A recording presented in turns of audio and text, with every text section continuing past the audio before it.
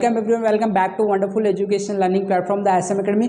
और आज हम डिस्कस करने वाले डायमेंशनल एनालिसिस। बहुत इंपॉर्टेंट टॉपिक है ये चैप्टर का, क्योंकि अभी तक हम लोग वही क्वांटिटी को, वही चीज़ों को सीखे थे, वही टर्म को सीखे थे जो हम लोग पहले से जानते थे। लाइक हम लोगों ने फिजिकल क्वांटिटी को सीखा, हम लोग जानते थे मीटर क्या होता है, हम लोग जानते थे लेंथ क्या होता है, हम लोग मास को जानते थे, हम किलोग्राम को लोअर क्लास में तो पढ़ के आए थे। बट अब जो नया टॉपिक आज हम लोग डिस्कस करने वाले डायमेंशन एनालिसिस, ये डायमेंशन के बारे में आज तक हम लोग ने नहीं सुना, इसलिए आपके लिए नया कॉन्सेप्ट है और ये बहुत इंपॉर्टेंट कॉन्सेप्ट है from units and measurement point of view. ये लेसन जो है ये पूरी तरीके से डायमेंशन के ऊपर बेस्ड है। इसके लिए आपको इसके एक एक कंसेप्ट पता होना चाहिए। ओके, तो साथ में आप लोगों को ये जो लेक्चर है, ये लेक्चर के साथ में आप लोगों को नोट्स भी बनाना, अच्छी तरीके से कंसेप्ट को डेवलप करने की कोशिश करो। और साथ में जब ये आपका लेक्चर हो जाएगा, पढ़ के हो जाएगा, देख के हो जाएगा, तो आप लोगों को रिवीजन भी कर लेना है साथ में। Okay, so now without wasting our time let us begin. Now see the topic is dimension analysis, यानी कि हम लोग जो फिजिकल क्वांटिटी होता है उसकी एनालिसिस करने वाले विद सम डायमेंशंस, राइट। अब ये डायमेंशन एनालिसिस क्या होता है, तो इसके अंदर हम लोग मेजर फोकस करते हैं फंडामेंटल क्वांटिटी को, इसीलिए हम लोग ने इसके पहले फंडामेंटल क्वांटिटी को सीखने की कोशिश किया। So what do we mean by fundamental quantity? Fundamental quantity वो क्वांटिटी होता है जो किसी और क्वांटिटी के ऊपर डिपेंड नहीं करता, राइट। और हम लोगों को पता है कि हमारे पास पूरी दुनिया में 7 फंडामेंटल क्वांटिटीज है, राइट। तो ये डायमेंशन एनालिसिस एक रिप्रेजेंटेशन होता है जिसके अंदर हम लोग फंडामेंटल क्वांटिटीज के ऊपर कुछ पावर को रेस करते हैं, कुछ पावर लिखते हैं जो हम लोगों को, जिसका हमने डायमेंशन लिखा है उसके बारे में बताता है, उस फिजिकल क्वांटिटी के बारे में बताता है।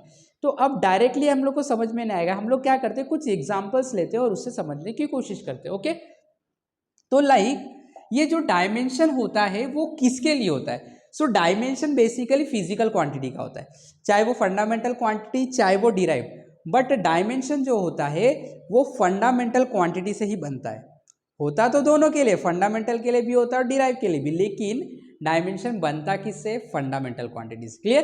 तो हम लोग स्टार्ट करते हैं। तो बेसिकली जो फंडामेंटल क्वांटिटी यूज किया जाता है वो होता है लेंथ, मास और टाइम। क्लियर? तो जैसे एक एग्जांपल लेंगे, जैसे मैंने आप लोगों को बताया कि ये जो डायमेंशन होता है ये फंडामेंटल क्वांटिटीज के लिए रहता है। तो एक फंडामेंटल क्वांटिटीज जो है वो हम लोग ले लेते हैं, जैसे हम लोग ले लेते हैं मास। तो ये मास का डायमेंशन होगा, किसका डायमेंशन होगा? मास का। तो मास का डायमेंशन जब आप रिप्रेजेंट करें तो आपको ऐसे स्क्वायर ब्रैकेट में रिप्रेजेंट करना है। अब ये जो चीजें यहाँ पे आपने लिखा ये बता रहा है कि हम लोग मास का डायमेंशन बता रहे हैं। तो आपको क्या करना है, अब ये क्वांटिटी क्या है? मास है, तो जस्ट आपको कैपिटल M लिखना है। और ये मास हम लोगों को यहाँ पे कितने बार दिख रहा है? एक बार दिख रहा है, तो हम लोग यहाँ पे पावर 1 दे देंगे और ये आपका हो गया मास का डायमेंशन। इसी को आप डायरेक्टली कैपिटल M से भी लिख सकते हैं। वैसे ही अगर हम लोगों को लेंथ का डायमेंशन निकालना है, अब आपको समझ में आ गया, डायरेक्ट लिख देंगे। ये लेंथ है तो हम लोग लिख देंगे L⁻⁴ और ये आपका हो जाएगा, डायरेक्टली आप L भी लिख सकते हैं। वैसे अगर आपको टाइम का डायमेंशन निकालना है तो आप लोग लिख सकते हैं टाइम इज इक्वल टू, यहाँ पे हम लोग ब्रैकेट में T⁻⁴ कर देंगे और यहाँ पे कैपिटल T लिख देंगे। ये हो गया डायमेंशन किसका? टाइम का। वैसे अगर टेम्परेचर का डायमेंशन हम लोग को लिखना है तो यहाँ पे हम लोग लिख देंगे टेम्परेचर, राइट, टेम्परेचर, और इसका डायमेंशन हो जाएगा K⁻⁴ हो जाएगा। ठीक है, केल्विन होता है ना इसका यूनिट, तो डायरेक्ट आप K भी लिख सकते हैं। वैसे अगर करंट रहेगा तो आप लोग A यूज करोगे, A⁻⁴ यूज करोगे, बाकी सब जो रहता है जैसे कैंडेला रहेगा तो CD⁻⁴ यूज करोगे, मोल रहेगा तो मोल⁻⁴ यूज करोगे, और इस तरीके से हम लोग डायमेंशन लिखते हैं फंडामेंटल क्वांटिटीज का।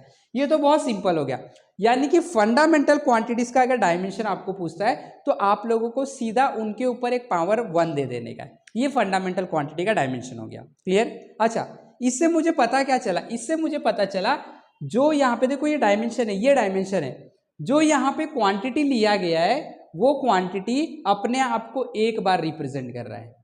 जो क्वांटिटी लिया गया है वो अपने आप को एक बार रिप्रेजेंट कर रहा है। तो बेसिकली ये क्या है, अब यहां से अगर आप देखोगे या यहां से देखोगे तो हमने क्या किया डायमेंशन में, हम लोगों ने फंडामेंटल क्वांटिटी के ऊपर कुछ पावर को रेस किया है, और रेस करने से इससे आपको यूनिट मिलता है। क्या यूनिट होगा? तो ये क्या है? मास। कितने बार मास है? एक बार। मास का यूनिट क्या होता है? केजी, तो ये केजी आ गया। ये क्या है? लेंथ। लेंथ का यूनिट क्या होता है? मीटर। कितने बार है? एक बार है, पावर 1 है तो एक बार।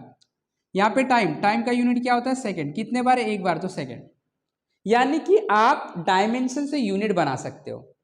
कैसे बनता है? तो आप लोगों को फंडामेंटल क्वांटिटी के ऊपर कुछ पावर रखना है, सो दैट उस पावर को समझ के हम लोगों को पता चलेगा कि उस क्वांटिटी का डायमेंशन जो है वो हम लोग को बताएगा कि उस क्वांटिटी का यूनिट क्या है। क्लियर?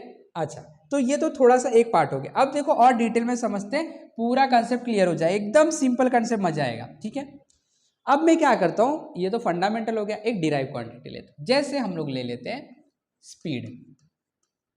अब बोला गया बताओ स्पीड का डायमेंशन क्या होगा। सबसे पहले आपको चेक करना है क्या जो क्वांटिटी का डायमेंशन पूछ रहा है वो क्वांटिटी आपका फंडामेंटल है या derive.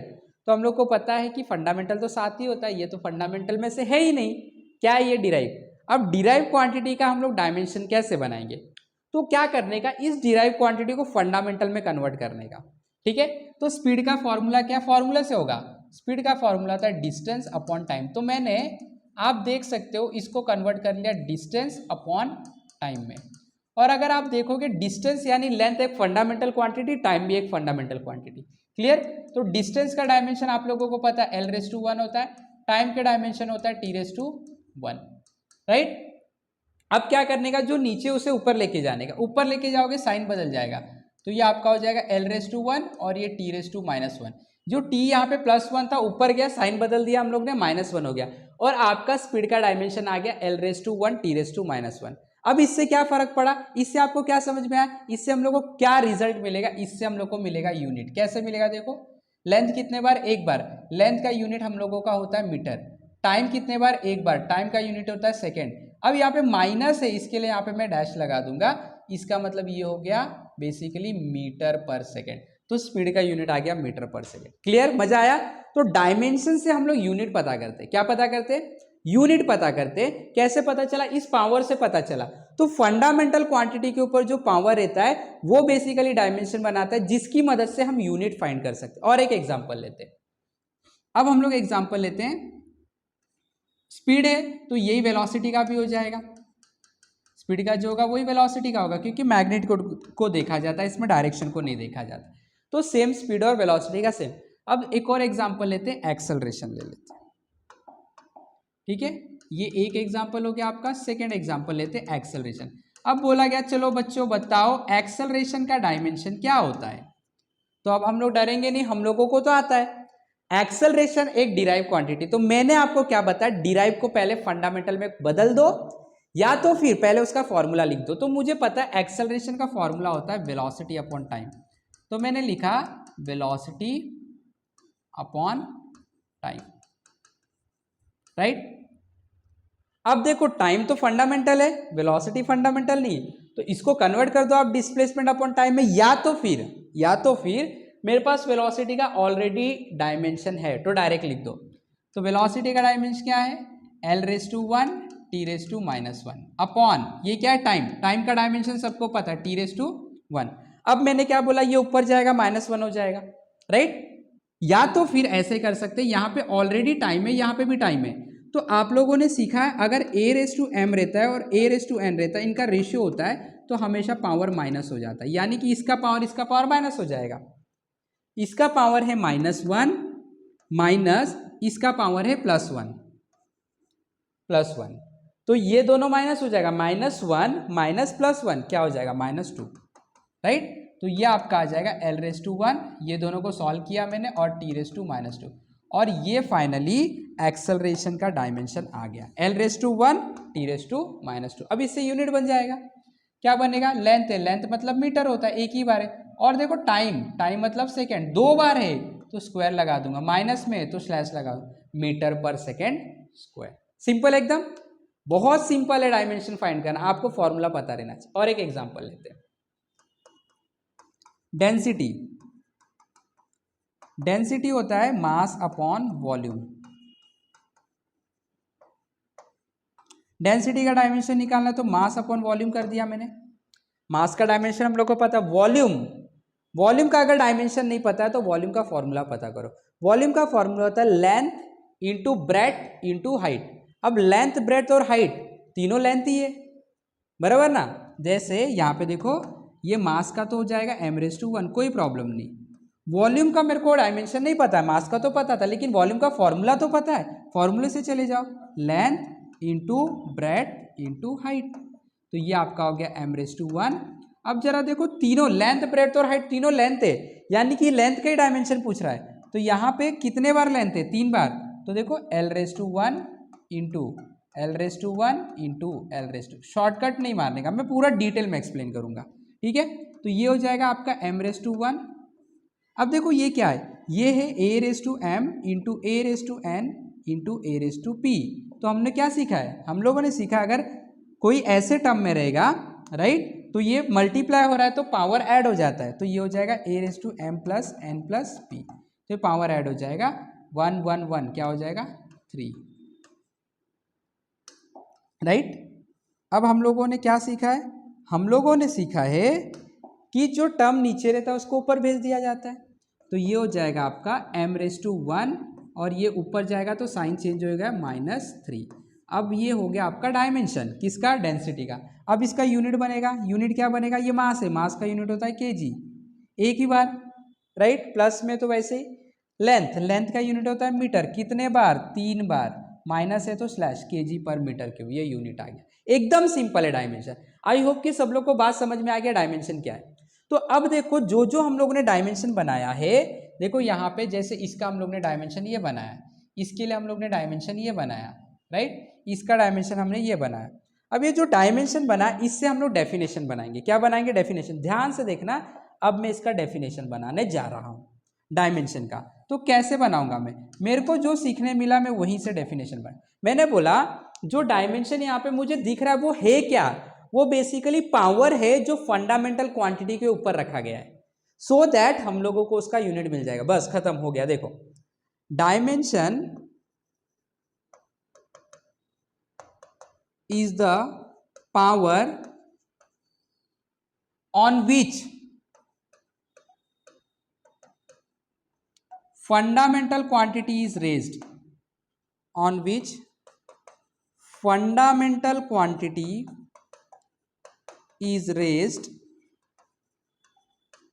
to obtain its unit, खत्म, to obtain its unit। इतना सिंपल कोई डेफिनेशन नहीं होगा।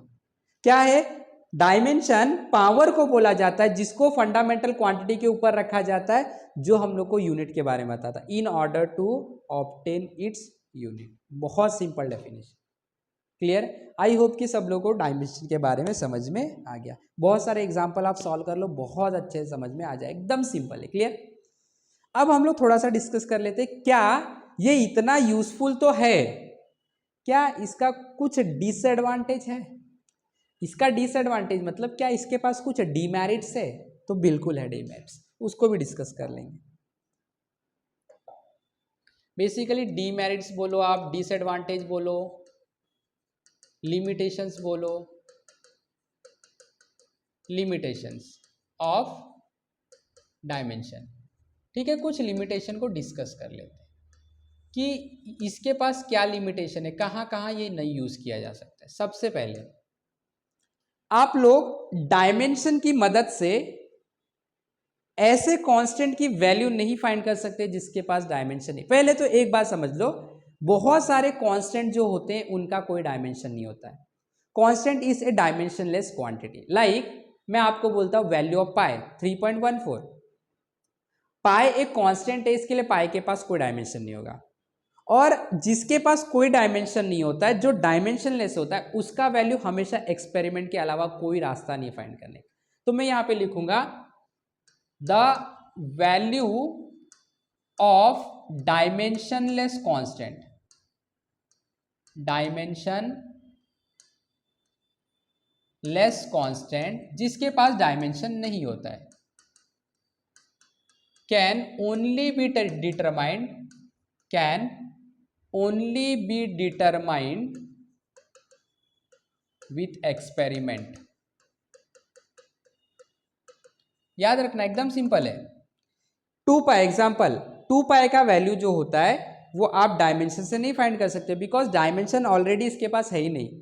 जिस क्वांटिटी के पास, जिस कांस्टेंट के पास डायमेंशन नहीं होता, उसका आप वैल्यू एक्सपेरिमेंट से ही निकाल सकते हो, दूसरा रास्ता नहीं है। Second,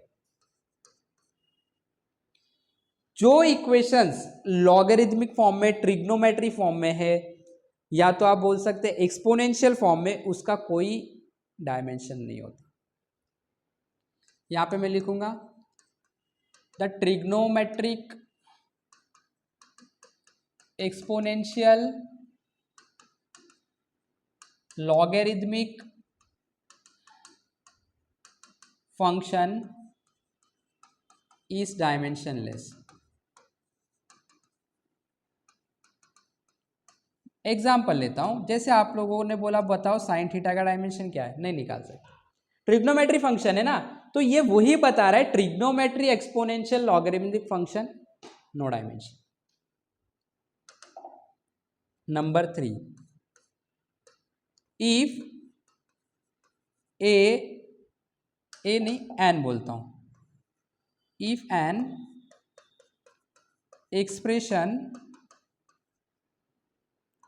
contain two terms which is being added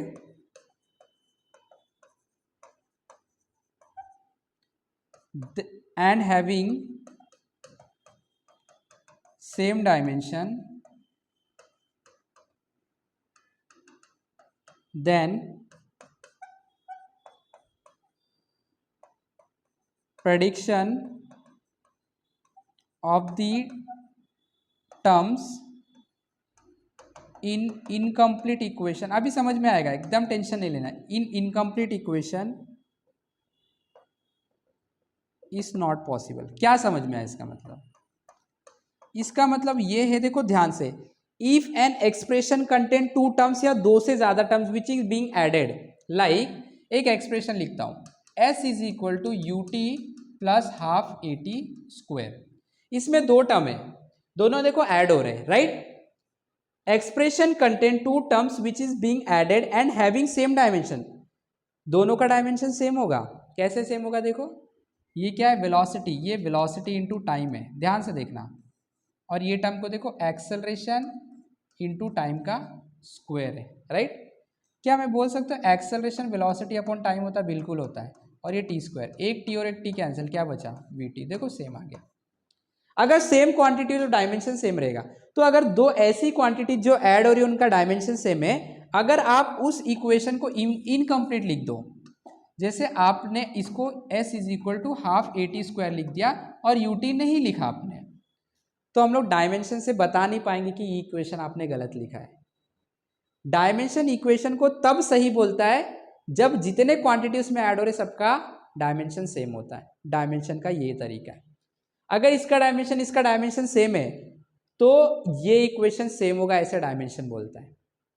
लेकिन मैंने ये इक्वेशन बोल दिया, ध्यान देना, अगर इसका और इसका डायमेंशन सेम है, जो दो ऐड हो रहे हैं, तो डायमेंशनल तरीका ये बोलता है कि ये इक्वेशन परफेक्ट है। मैंने आपको ये इक्वेशन दे दिया, अब इसका और इसका डायमेंशन तो सेम ही आएगा ना।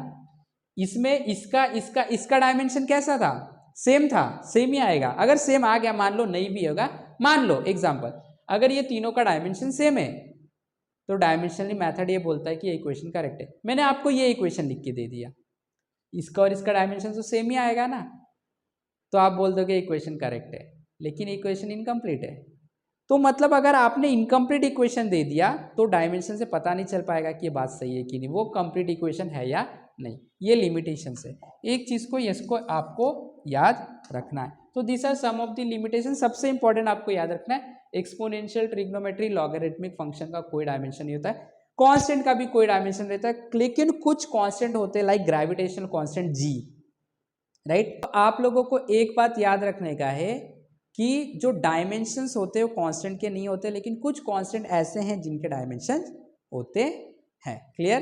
तो आई होप कि सब लोगों को पता चल गया डायमेंशंस क्या है, उसके क्या लिमिटेशंस है, आपको याद रखना है कैसे डायमेंशन फाइंड किया जाता है। बहुत सारे क्वेश्चन को आप प्रैक्टिस कर लो जो आपके बुक में दिया गया, क्लियर हो जाएगा किस तरीके से डायमेंशन फाइंड किया जाता है। अगर वीडियो पसंद आए, बात समझ में आए तो लाइक करना है, शेयर करना है, चैनल पे नए तो सब्सक्राइब भी करना है। हमारे साथ जुड़े रहे, सीखते रहे। Have wonderful day, have wonderful learning. Thank you very much.